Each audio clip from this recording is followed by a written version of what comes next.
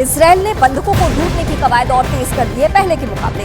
इसके लिए इसराइल ने एक अलग ऑपरेशन भी चलाया है और गाजा में तेजी से उन बंधकों की तलाश भी शुरू हो चुकी है जिन्हें 7 अक्टूबर को इसराइल पर हमले के दौरान हमास के आतंकी पकड़कर अपने साथ लेकर गए थे। इसराइल की मीडिया का दावा तो ये है कि आईडीएफ तेजी से बंधकों को ढूंढने में जुटी हुई है और उसे जल्द सफलता भी हाथ लग सकती है।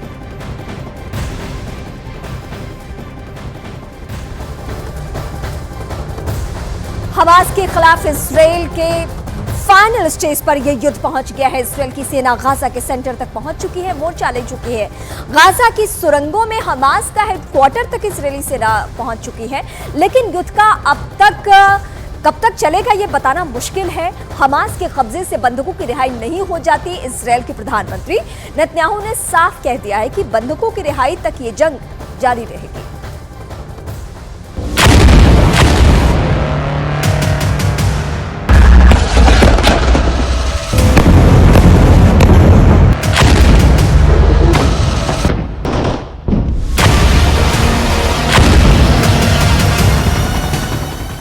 हमास के साथ जंग लड़ते लड़ते इजराइल को 1 महीना पूरा हो चुका है।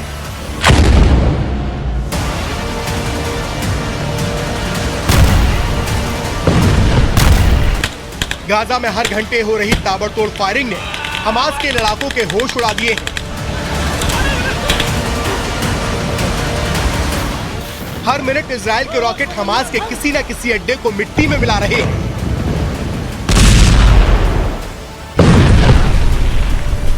आग उगलती मिसाइलों के आगे हमास के लड़ाके टिक भी नहीं पा रहे।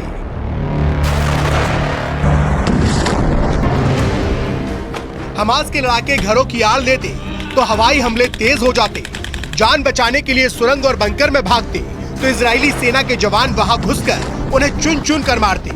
यानी हर छोर पर सिवाय मौत के कुछ भी हासिल नहीं है।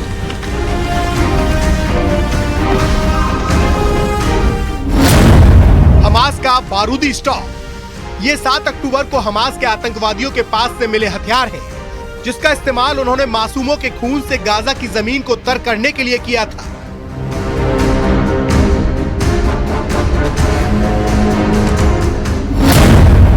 $1,493 ग्रेनेड, 760 आरपीजी, 427 विस्फोटक जैकेट, 106 रॉकेट और 375 फायर आर्म्स समेत न जाने कितने हथियार हैं, जिनका इस्तेमाल बेकसूर नागरिकों के नरसंहार के लिए किया गया था। इजराइल और हमास के बीच युद्ध की आग अभी बुझती दिखाई नहीं दे रही। दिन रात चल रहा ग्राउंड ऑपरेशन हमास के लिए सबसे बड़ी चुनौती बन गया है। नेतन्याहू ने हमास के खात्मे की कसम खा ली है और इस कसम को पूरा करने में जुटी है इजराइल की सेना। इजरायली रक्षा मंत्रालय ने दावा किया है कि वो अब गाजा के अंदर घुस चुके हैं और हमास के ठिकानों में ही उनकी कब्रगाह तैयार कर रहे हैं। צעד אחר צעד, מחבלים רבים מחוסלים בקרבות, ואנחנו עושים את מה שנדרש. גדודי החמאס סופגים מכות קשות, ואנחנו מפרקים גדוד אחרי גדוד. אפשר לראות כאן. हमास के अंत के आखिरी 24 घंटे इजराइल की सेना इस मंशा के साथ गाजा में घुसी है कि वे हमास के ठिकानों को तबाह कर ही वापस लौटेगी। यानी अगले कुछ घंटे हमास के लिए उसकी जिंदगी के आखिरी चंद मिनट बन सकते हैं। इस मिशन को अंजाम दे रही इजराइल की सेना का गाजा में ग्राउंड ऑपरेशन। इजरायली सेना के मुताबिक गाजा को चारों तरफ से घेर रखा है और यह हमास को खत्म करने के लिए उनके अभियान का केंद्र है। पूरब, पश्चिम, उत्तर, दक्षिण हर तरफ से इजरायली फौज गाजा पर चढ़ाई कर रही है। जिस सुरंग को हमास के कमांडर अपने आतंक के लिए इस्तेमाल करते हैं, इजराइल का उस पर भी कब्जा है। इसका सबूत है इजरायली सेना की तरफ से जारी किया गया वीडियो। दावा है कि ऐसे ही सुरंग के रास्ते हमास के अड्डे तक जाते हैं, जहां से खाना, पानी और बारूद की सप्लाई की जाती है और इजराइल की सेना पर बमबारी के लिए उन्हें तैयार किया जाता है।